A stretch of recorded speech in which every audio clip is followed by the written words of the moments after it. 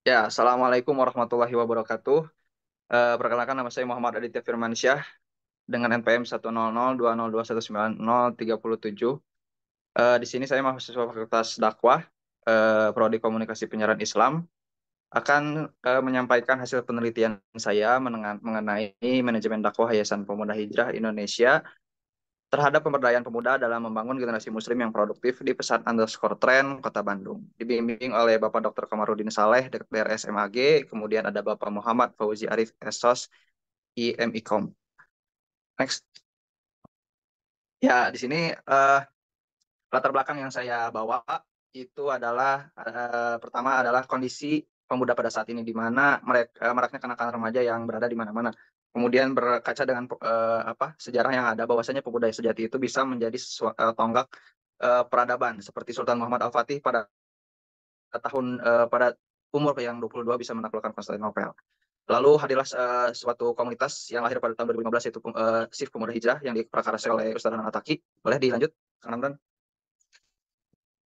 Lalu ada setelah berlambat lalu masuk ke berlambat tahun, akhirnya komunitas ini berubah dan berbentuk menjadi yayasan dan akhirnya dinamai Yayasan Pemuda Hijrah Indonesia lahir pada tahun 2021. Hal ini dikarenakan kebutuhan dakwah yang semakin luas, maka dari itu dibentuklah yayasan. Kemudian dengan topik atau tema yang saya usung dengan menggunakan pendekatan manajemen dakwah, di mana di sini saya akan mencari tahu bagaimana cara yayasan dalam mengelola program-programnya dengan menggunakan manajemen dakwah. Lanjut. Kemudian masuk ke rumusan masalah. Di sini rumusan masalah saya ada tiga, yaitu perencanaan, pengorganisasian, pelaksanaan dan pengawasan. Di mana tiga elemen ini merupakan merupakan eh, cara-cara bagaimana supaya yayasan bisa mengelola program-programnya dengan baik di pesantren dalam pemberdayaan pemuda membangun generasi muslim yang produktif. Lanjut. Ya, lalu masuk ke langkah-langkah penelitian. Di sini jenis penelitian yang saya gunakan adalah menggunakan jenis penelitian kualitatif dengan metode descriptive analysis. Lalu jenis sumber data yang saya bawa adalah hasil wawancara terhadap Presiden YPHI, Dewan Musyawarah, dan Divisi Terbiah. Kemudian jenis sumber data sekundernya adalah data pendukung dari pihak YPHI sendiri. Kemudian subjek dari penelitian ini adalah Presiden YPHI, Dewan Musyawarah, Divisi Terbiah, dan santri-santri yang terlibat.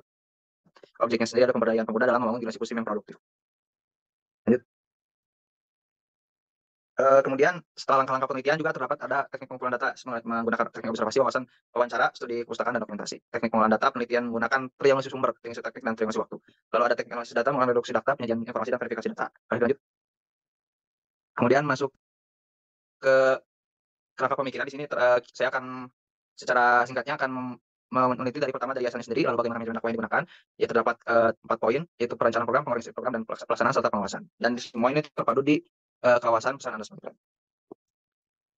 Lalu masuk ke temuan yang saya temukan, di mana perencanaan dalam pengelolaan yayasan sendiri terhadap menjalankan programnya. Itu dalam perencanaan ini ada tiga, yaitu penyusunan program, pembentukan jadwal, serta penetapan budgeting. Lanjut. Di mana pengorganisasian ini juga terdapat 4 tahapan, di mana yayasan melakukan pertama melihat dulu latar belakang seorang memilih suatu divisi tersebut, lalu ada pendelegasian tugas terhadap apa yang sudah dilihat dari CV yang sudah dikumpulkan. Kemudian setelah ditugaskan, didelegasikan, dilihat apakah sesuai dengan minat bakatnya di lapangan atau tidak. Akhirnya nanti ditinjau ulang supaya bisa lebih baik ke depannya. Lanjut. Dalam segi pelaksanaan, kita banyak melaksanakan program. Dari SIFKA sendiri ada share happiness atau berbagi terhadap warga sekitar atau misalnya orang-orang di sekitar. Lalu ada SIFAM yang selalu menggunakan program rutin di Sek Media yang fokus terhadap pembuatan konten-konten edukasi dan kreatif di ranah anak muda. Ada Layar Stable yang memiliki program horsemanship atau berkuda, dan SRI yang memiliki program pasaran dan. Lanjut. Ya, setelah program-program ini dilaksanakan, maka ada pengawasan dari yayasan sendiri supaya bisa terbentuk program yang lebih berkepanjangan. Dalam tahapan ini yayasan melakukan 3 cara, yaitu laporan pelaksanaan sendiri, lalu ada laporan tentang hasil bagaimana di lapangan, kemudian pengembangan dari program itu sendiri. Oke, akhirnya kesimpulan dari penelitian ini yaitu perencanaan yang dilakukan Yayasan Pemuda Hijrah itu terdapat 3 hal, yaitu pembuatan jadwal, kemudian ada penetapan program-program dan penataan anggaran. Terus, dalam pengorganisasian sendiri ada pendelegasian tugas bagi setiap sentra yang harus melaksanakan program. Lalu yang ketiga ada poin pelaksanaan program-program yang dilaksanakan di kawasan pesantren pesantren. Lalu setelah dilaksanakan program-program tersebut, yayasan melakukan peninjauan ulang dan atau pengawasan supaya bisa melaksanakan program yang lebih baik ke depannya. Mungkin itu yang bisa saya sampaikan. Terima kasih kepada, orang-orang yang terlibat dalam pembuatan video ini. Mudah-mudahan bisa bermanfaat untuk kita semua. Akhirul kalam, wassalamualaikum warahmatullahi wabarakatuh.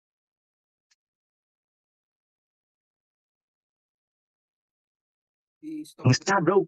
Stopnya Nggak, sip. di stop kan? Mhm.